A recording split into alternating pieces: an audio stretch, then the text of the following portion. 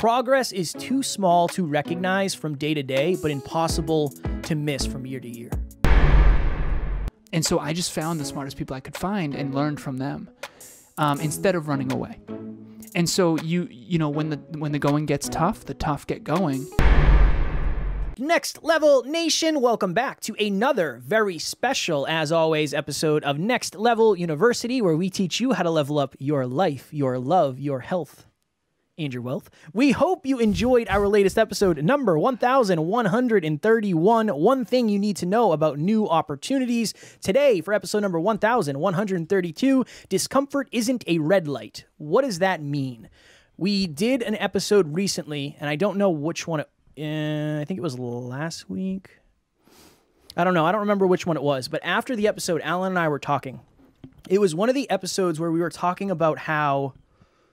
It might have actually been Wednesdays, Alan. I don't remember. But I think we were talking about people who get overwhelmed because we give a lot of truth, and then they kind of run away.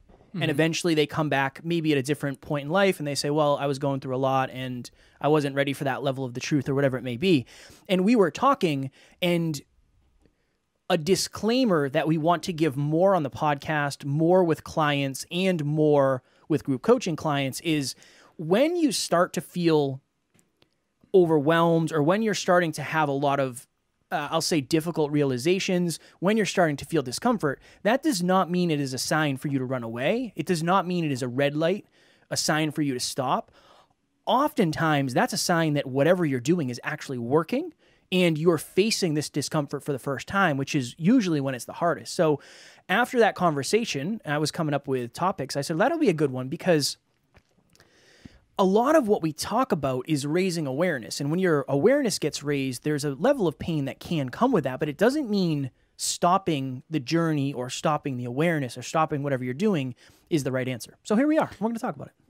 So I want to tell this story because I think this is very, very appropriate and kind of vulnerable for me. So I want to start telling more things like this because I really had a hard time with this, and I want to share that because I think sometimes it can seem like Kevin and I don't have a hard time with certain things, and that's not true. And if that is true now, it certainly wasn't in the past.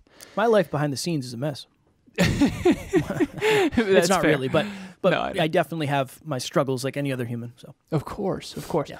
So in high school, and for those of you who are not new listeners, you know that I made a vouch to myself. My mom basically said, I'll let you take 8th grade off. And of course, I still had to go to school, but you don't have to do well in school. Just go have fun. But you have to promise me that you'll get the President's Award in high school.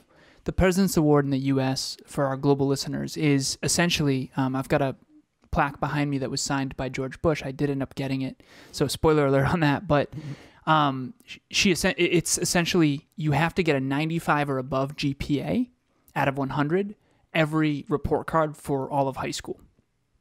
So I went and got, if you look at my academic career, you're looking at all A's and B's, mostly A's in middle school, then 8th grade like C's and D's and B's, very little A's, and then in high school straight A's except for 189 in honors English. I'll never forget it. But I did. I got above a 95 or above GPA. Luckily, honors classes were weighted higher, so that B didn't mess with it. So I got the President's Award. Awesome. I'm at the award ceremony. I get the President's Award signed by George Bush, and I got scholarships and financial aid. Thank God. I got my dream school. I got in WPI, Worcester Polytechnic Institute. Now, here's the part of the story that really is important for this topic. When I got to WPI, in high school, I was the quote-unquote smart kid. Straight A's, and I was the marshal for the class above us, Kev, the one who holds that. I don't know what that means. So. At graduation, there's marshals. Essentially, one male, one female at the top of the previous class goes and they guide the students in during graduation. So I was the male marshal because I was the top male in our class. But anyways, so smart kid in high school. That was my identity. Good at math, smart kid, blah, blah, blah. I get to WPI. And I went from getting the physics award for smartest physics person in our high school, essentially, in our grade, I should say. And I remember being at WPI, and we were in electromagnetism and mechanics physics. And in 2 weeks, we surpassed all of what I had learned at Uxbridge High School. And I was freaking out. Okay. So I went from like quote unquote identity of smart kid to, oh my God, I'm not the smart kid anymore at all. And it was really difficult for my identity. My first electrical and computer engineering course, I literally failed. At WPI, they call it an NR. It's called no record. In other words, you have to pay for the course again, and WPI is a very expensive school. So I failed my first course in my major. And I had like a mini mental breakdown of like, I don't know if I can do this. And honestly, now it makes a lot of sense knowing what I know now. But WPI had like high suicide rates because it's such a challenging school. Because a lot of what happens is you have this identity of you're the smart kid and, 690 on my math SATs and, you're so smart, blah, blah, blah. And then you go to this school and it's ridiculously difficult. And all of a sudden, you're not only not the smart kid, you're like, you feel dumb. And it's like it messes with your identity.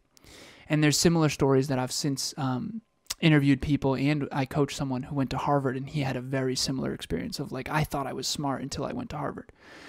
And so for those of you out there, these little identity crises, these aversion phases, this discomfort of objective truth, when you get in over your head and outside your comfort zone, it can be really difficult to not want to run away. I very easily could have failed that class and then ran away. I could have been like, you know what, WPI is not for me. I'm not smart enough. I can't do this. Instead, I actually dug deeper. And I was like, okay, I'm not going to change majors. I can do this. And I went and I just surrounded myself with the smartest kids I could find.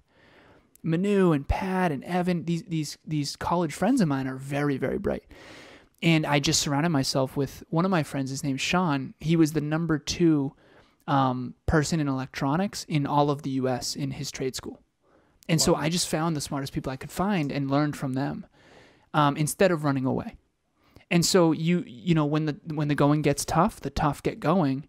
And I just want to encourage, our listeners and viewers, to Kevin's point, if you felt that way with this show, I know some people who have binged our show and then they just need to stop because it's just too much truth. It's too much growing. It's too much. It can be like really difficult to listen to NLU every day and constantly be getting new awareness, new awareness, new awareness, new awareness. It's like scuba diving. You dive too deep too quick, and then when you come up for air too fast, you can get really hurt. And so hopefully this episode can help everyone, the disclaimer of like, you don't have to run away. Maybe just go at your own pace. Maybe check in. Like, am I overly in the anxiety zone and I need to pump the brakes a little bit? Or am I in my comfort zone and I need to, binge NLU a little more? That's one of the questions I get asked on podcasts a lot. And I think it's one of the things I have written in one of the profiles, one of the podcast matching profiles. But it's, can people grow without struggle? And I always kind of say, it's like, I mean, there's a level of struggle that might not be good for you, but most of us aren't even close to it. We're way undershooting that.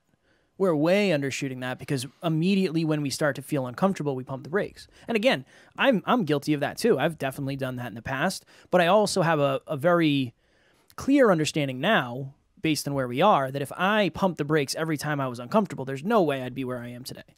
No way, no chance. Because most of what I have done over the last 5.5 years has been very uncomfortable. Now, I would argue at times I probably should have pumped the brakes when I didn't, and I don't want anybody to do that. But I think most people tend to be more cautious than necessary. And it's almost like I watch a lot of fights. I'm a huge fan of mixed martial arts. And there's 2 types of fighters. There's the fighter who gets like a low blow, or they get, just say, an illegal strike, and they're looking for a way out. They're realizing, you know what? I am not winning this fight, and I don't know if I can turn this around. And the fact that I just got kicked in the cup or I got poked in the eye, I might use this as an opportunity to say, you know what? I am so uncomfortable getting my butt kicked here. I'm just going to take off. And I'm just going to use this as an opportunity to say, no, I can't fight. I can't continue.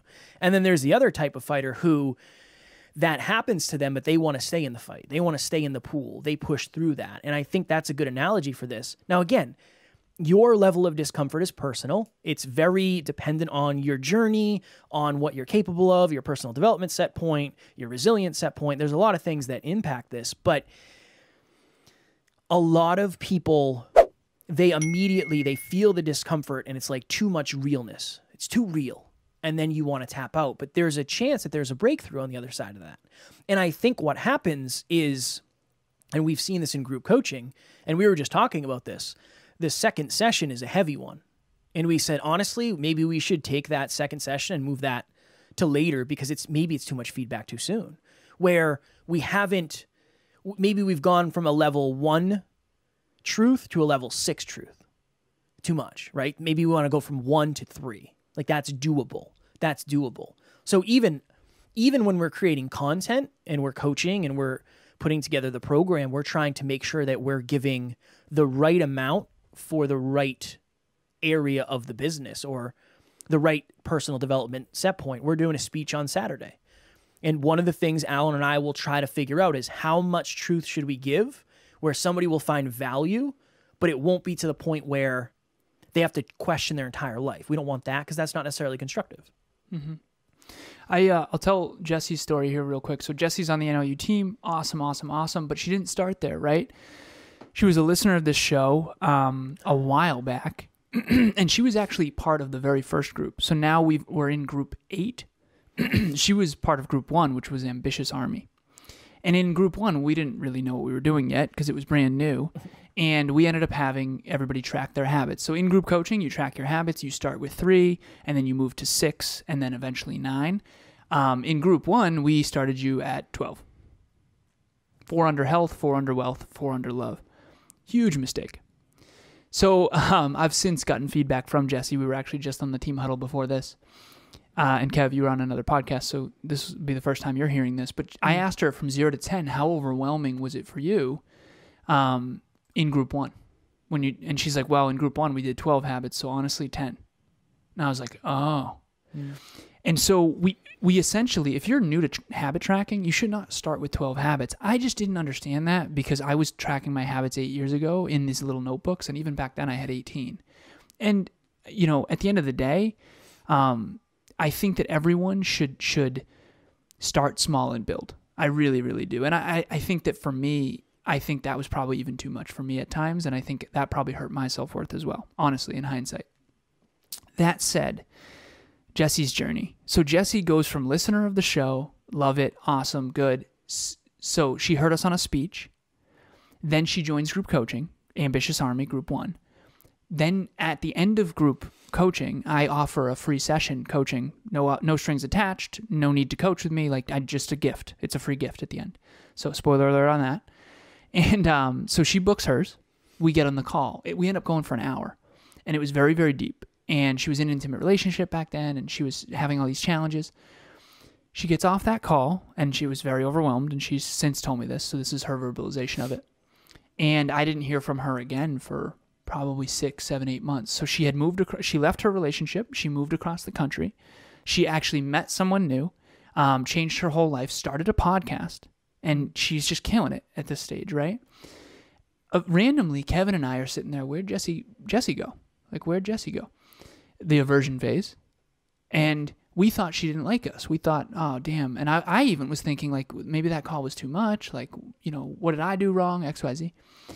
All of a sudden, she downloads our course, The Next Level 5 to Thrive, and then we see come through our email, she signs up for group 7. And cold, too. No, just didn't message us, nothing, just immediately signed up. And Kevin and I are like, oh, that's awesome. Holy crap, Jesse's back. This is going to be great. She does group 7, kills it in group 7. And then Kev's like, hey, what are your thoughts on Jesse? And I was like, amazing. One of my favorite people. So then she was on the NLU team. Now she's actually done group coaching twice, and now she's the director of group coaching, and she's basically the leader of group 8, essentially, assistant coach, technically. Mm. But that's her journey, and that aversion phase lasted 7, 8, 9 months. And I have since talked to her about it because I wanted to know, what happened there? I thought everything was good. Was that call too much? Because I've been giving disclaimer, hey, by the way, on the NLU team, it's a lot. Everyone comes in hot out of the gate, and it can be a lot, and it's awesome at first, but trust me, it gets really challenging. She's like, I'm good. I said, was that call too much? that I had with you? Because I had some guilt around that. Like, was it too much truth, or was I unkind? Anything? She's like, no, I just, I needed to make massive changes in my life, and you were right, and it's exactly what I needed to hear. But it was really challenging to hear. And I was like, okay, fair enough. And she's now thanked me, which is great. But I think that's kind of what we're talking about here. So whether it's a coaching call with me, or it's group coaching, or it's this podcast, or it's a monthly meetup, the disclaimer at NLU is just go at your own pace. We have a lot of content and we have a lot of opportunities to grow, but go at your own pace, and do not underestimate massive truth compounded daily and what that will do, right? You got to go at your own pace. If you go too hot out of the gate in a marathon, you're gonna screw the marathon up. I did the first half marathon way too fast, and the second half of my marathon was brutal because of it. So you got to stay humble and pace yourself.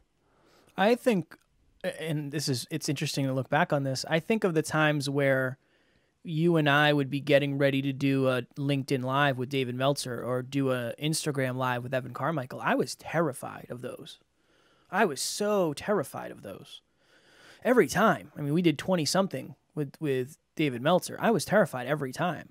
And again, you got to know yourself. This is important. But if I was like, you know what? I'm feeling a high level of discomfort. I am very scared. I'm not going to do this.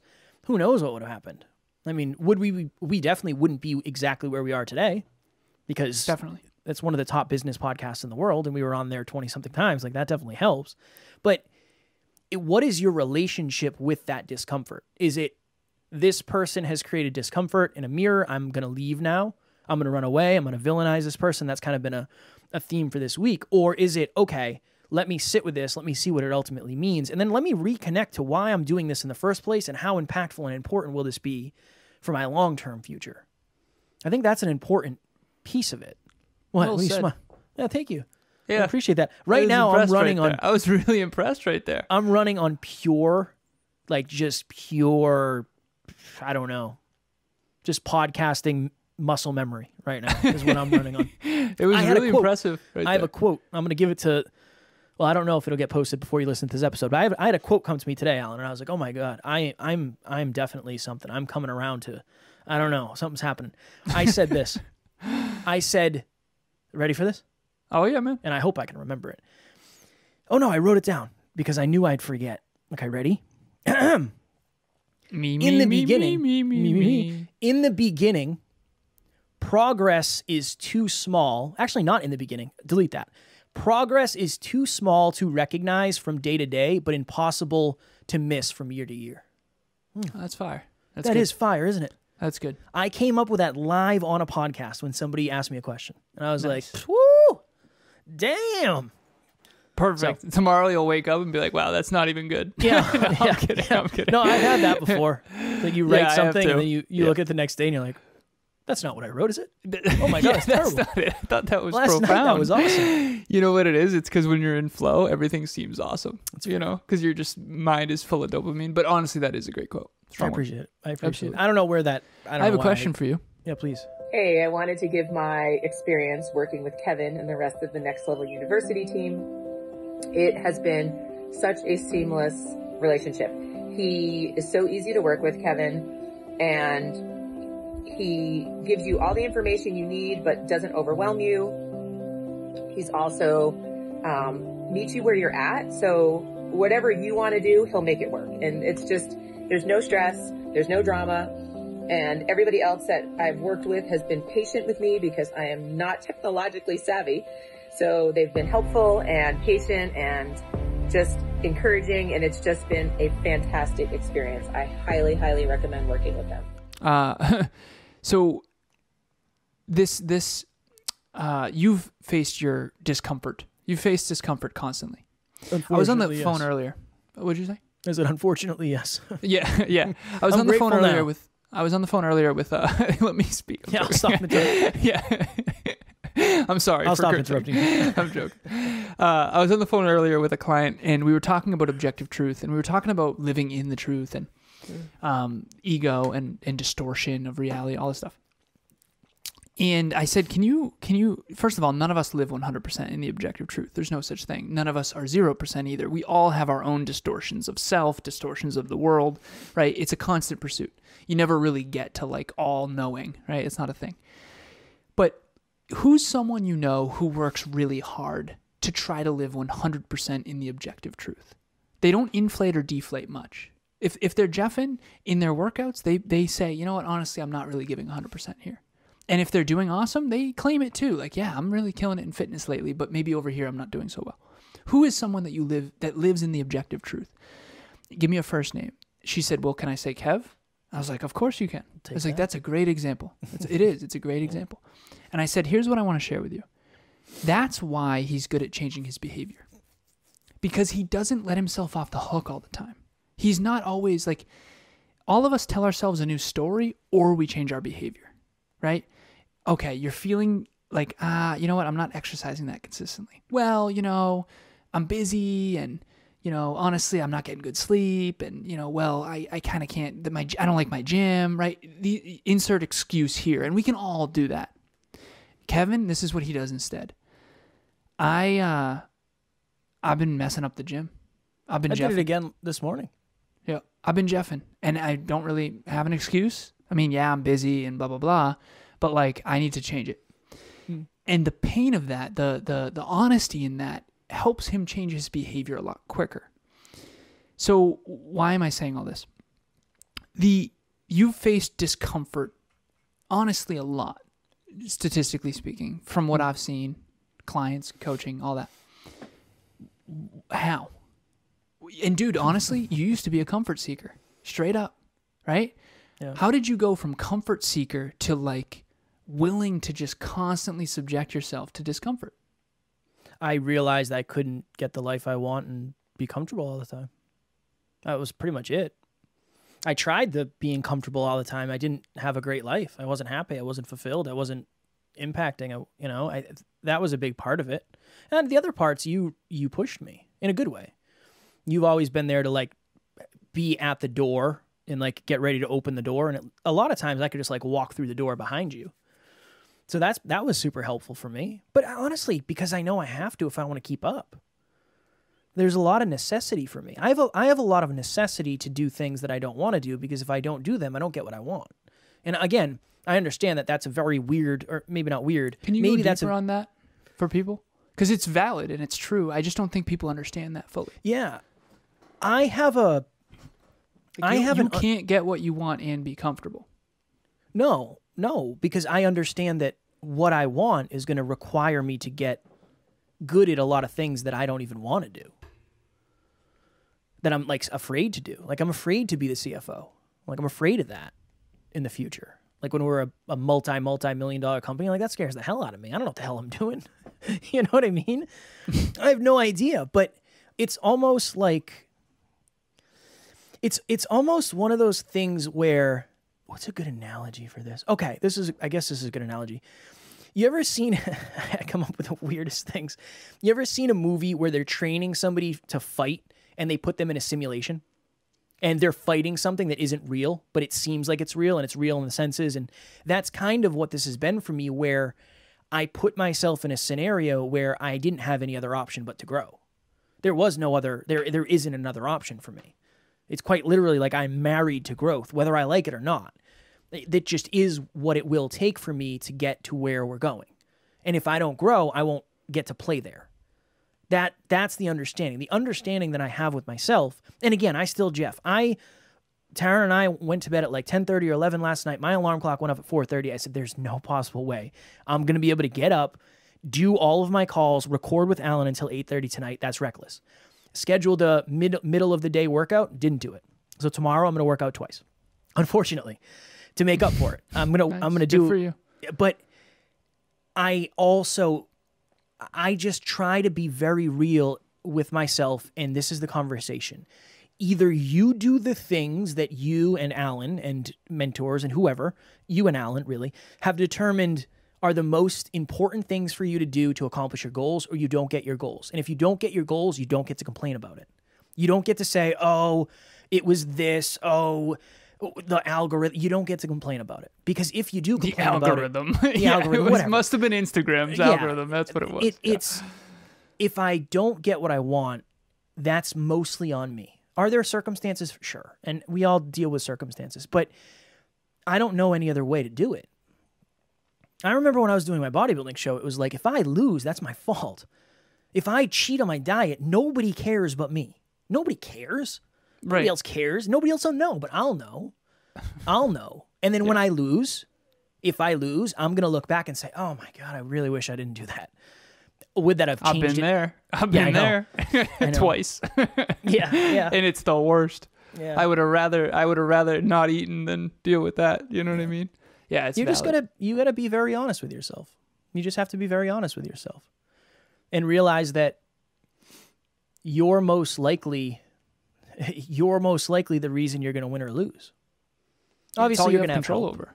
Yeah, you're going to have help. If you want to win, the chances are you're going to have help. But I mean, you're still the one who has to ask for help, who has to vet the help, who has to do what the help says. You're the one who has to take it into action. So yeah, I think that's it. I really do. And I think the other thing too is, in the beginning, I was relying, and I didn't realize this, I was relying a lot on, I don't know if it was just being very curious and being good with words, but in the beginning, my scale of discomfort was already different, I think, than many other people, where, I mean, how many people do you know that are like super anxious to drive through a city or something? Like they hate driving through cities, or they hate driving long distances. I did that for 5 years. I drove through New York City all the time. That was like nothing. Like that didn't bother me at all. In the beginning though, I was so afraid to do that. Yeah, so afraid. It's conditioning. You had a lot of conditioning can be bad or negative, right? Yeah. Strength and conditioning. Yeah. What does that mean? It means you're conditioning yourself to handle discomfort. I had a lot of that with that job. A lot of opportunities to face discomfort. Like I lived in Virginia for 3 weeks. I lived in a hotel for 3 weeks, I think 3 weeks straight without coming home. Like I was just living somewhere else. You know, being on the road for 10 months straight. Like I came home, but literally coming home, pouring out my suitcase into the washer, putting it in the dryer, and then pouring it back into my suitcase. And it's like, all right, cool. I'm off. I'm leaving tomorrow. Like that was, I remember when you and I reconnected, I think. Yeah. When you and I reconnected, it was a party at one of your neighbors' houses. Mm-hmm. And that was a Saturday night. And I'm not kidding. That was a Saturday night. I slept in a tent in the front lawn. And it was pouring the next day. I got up. I packed up my tent in the rain by myself. Hungover at 7 in the morning because I had to go home and do my laundry. 7 a.m., wake up, pack up my tent, put it in my car. I drive an hour and a half home from Uxbridge to New Hampshire. In the Rex, the Subaru? In the Rex. Shout out to the Rex. Yeah. I do my laundry. To the Rex. R.I.P. I do my laundry. I order pizza and stuff for the day. I sat around and watched TV, and then I drove 6 hours to New Jersey that night. And that was like... So it started... Is that the time we were swimming at 3 a.m.? Yeah, that was the night. Yeah. Yeah. The next and day, you thought you were going to drown in the weeds? I came close. That was reckless. Do not swim under the influence of alcohol. It is a reckless pursuit. Especially when you sink like a rock, like Kevin. Yeah. But yeah, so number one, I appreciate the compliment. But I think I don't know. I think in a weird way. Last thing I'll say, because I didn't realize how much jar, son. $1 in the jar. I didn't realize how difficult this was for me at the time. But I met my boss one time. I went for a quote unquote job interview, and I helped him like clean out the material trailer. So it wasn't really a job interview. And he said, "You've got a great personality. It's clear that you're a positive person. You're going to fit really well here. You're actually going to jump the line of all the other applicants waiting. We're going to go down to Delaware. That's going to be the first job. Is that cool with you?" And I said, "Yeah, I'm cool with that." So I lived in Massachusetts. Delaware is like 8 hours away. The first time I ever worked at this job, ever doing this trade, I got in a vehicle with a man that I had met one time before. Okay. We drove from Newton, Massachusetts to, I don't remember whatever the capital of Delaware is. I can't remember what it is. You'd think I know, I worked there. To Delaware. And we drove 8 hours while listening to a book on tape. Like, he loved books on tape. I was like, this is weird. This is super weird. And just try to imagine, really, I know it's funny. Try to imagine holding a conversation with a stranger for 8 hours. with somebody that you had just met. Okay, cool. We get to Delaware, Wilmington. Is he reading Moby Dick? A book No, on he was tape he or was something? listening to some like spy stuff. He was a good dude. His name was Ed. Splinter Cell. He was a really You know? good dude. Funny. Wilmington, Delaware. I don't know if that's the capital, but I think it is. All right, 8 hours. Boom, through a bunch of states, whatever. We get down there at like 11 o'clock at night, and he's like, all right, cool, this is the house. So he had rented a house because we were going to be down there for 3 months or whatever it was. I go into the house, and there's like 7 strangers I had never met before. So I introduce myself to all these strangers, and they're like, all right, this is your room. And it's like, all right, cool. What time do we have to be up tomorrow? Like, what are we doing? And they're like, up at 6, out the door by 6:30, on the job by 7. It's like, all right, cool. So I wake up, and just imagine this. It's like a sitcom. I walk downstairs, and there's just a bunch of strangers. Somebody's like reading the paper. Somebody's making breakfast. And we get into one of the work vans, and we drive to a school. And then it's like, all right, now I'm in a state that I've never been with a bunch of people I've never met, getting ready to be trained to do a job I don't know how to do. And I'm making $50 an hour. That was my first day on the job. And that was my first week. My first week, I lived in a house 8 hours from home with nobody I knew, with $0 in the bank. I was like so broke, I couldn't afford food. All I could afford was sandwiches and chips. So all I had enough money for was bread, deli meat, and chips. That's it. So that was how uncomfortable is that? You know what I mean? It's definitely on the high end of uncomfortable, and that's why you and I were able to live in Florida easily. Yeah, that was for a full month during the holidays. That was right? easy. It's just that was easy peasy. That was easy. It is interesting. And then we remember the pool that was freezing down there that we would jump into, like the ice plunge or whatever, back in the days when we thought that was useful. So to bring this back to the listeners, that was hilarious, by the way. I appreciate it. At the end of the day, the discomfort is a necessary part of the process. Being uncomfortable for the sake of discomfort is not intelligent. But when you are growing and you are putting yourself out there, it is vulnerable, it is uncomfortable, and it's supposed to be. And the point is that what if that means it's working? So whether it's me at WPI failing my first class and then going and meeting new friends who are way smarter than me, or it's Kevin going with strangers to Delaware, you have to be a little bit willing to just be like, you know what, screw it, let's do it, let's see how this goes. And you have to be willing to fail forward. I know we talk about it all the time, but try to hang in there. Try not to run away. Try not to avoid discomfort. It sucks, and it sucks for everyone. And hopefully you don't feel alone in that, because there's nothing about entrepreneurship or dream chasing or achieving dreams or growth that it all requires some discomfort. Different levels based on the goal. If you have level 10 goals and you want to be an Olympic athlete, gold medalist, you will have to have level 10 discomfort. Okay? If you have level 5 goals and you want to make, a couple $100,000 a year chasing your own side business and you're totally happy with that, that'll require probably level 6 discomfort. And it's all relative to what you can handle. Start small, let it build. Do not run away every time things get uncomfortable. You'll never be fulfilled. The uncomfortable road is more fulfilling. We can attest to that. And I have so many clients and stuff who are doing things that are super uncomfortable, but it really is. They're more fulfilled. I see it all the time. Team members too. Next Level Nation, I asked Google earlier. I don't want to say it because I'm afraid it'll yell at me. How many days were left in the year? And I think it's 72 or 73. Number one, make sure that you're crushing the last 72 days, let's just say, as of the time of this recording. Whenever this episode drops, it might be less. But make sure, number one, you're crushing the remainder of this year, because that's a lot of time. It doesn't seem like it. I told Alan, today's the 19th, and I was like, I can't believe it's October 19th already. Like, that's nuts. Crazy. But there's a good amount of time left. If you're ready to commit to something, most people don't, because they wait to the last minute to do stuff. I'm very much the same way. That's why my car still is not inspected, and I'm risking driving around getting pulled over and a potential ticket. But our 9th round of group coaching starts on January 3rd. I cannot think of a better way for you to start your year. Start your year off with you building momentum, being consistent, meeting people, pouring into your own cup, keeping small promises to yourself. Imagine what you could be doing 3 months into the year after group coaching. You'll be on fire, I guarantee it, and you will definitely have more capability, and your ability to get uncomfortable and stay in discomfort will be higher for sure.